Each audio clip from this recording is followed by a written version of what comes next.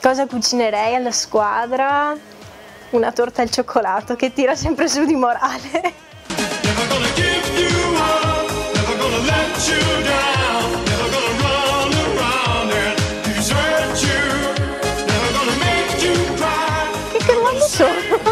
Marta Ferrari, 23 anni, terzino destro. Io sono nata ad Adria, in provincia di Rovigo, e poi mi sono trasferita a Padova.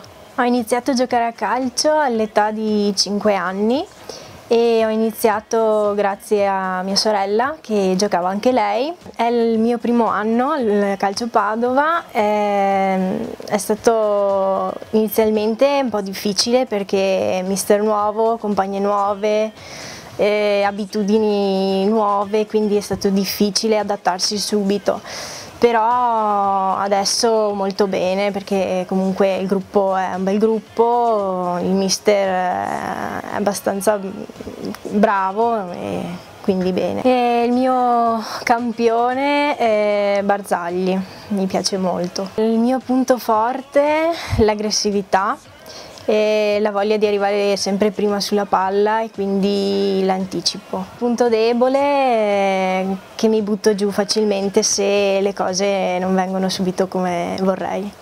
La cosa che mi dispiace di più all'interno del calcio femminile è il fatto che non sia così sviluppato e tante volte quando si dice gioco a calcio vedi gli occhi sbarrati delle persone che dicono ma tu che sei una femmina, tu che sei una donna, e quindi è un po' triste. Purtroppo, essendo tanti anni che gioco a calcio, ho sentito anche durante le partite dei genitori soprattutto molte brutte frasi, come per esempio torna a fare qualcos'altro, il calcio non è per te, sei una donna, si vede. Frasi molto forti e brutte. Secondo me la compagna più simpatica è Sofia Carli, perché mi fa morire dal ridere ogni volta. Per me la compagna più forte è Alessia Mazzuccato, perché secondo me dimostra un sacco di carattere in campo e comunque essendo il capitano sa anche rappresentare bene la squadra. La compagna più seria, io ovviamente. La compagna più casinista, Marianna Fabruccio, indescrivibile.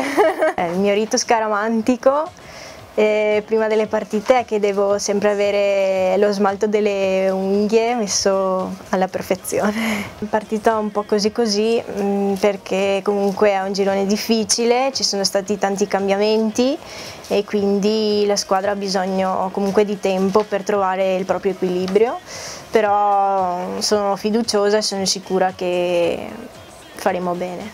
Nella vita sono laureata in scienze dell'educazione e sono un'educatrice della prima infanzia. Lavoro come babysitter e nel tempo libero amo cucinare. Il mio piatto preferito?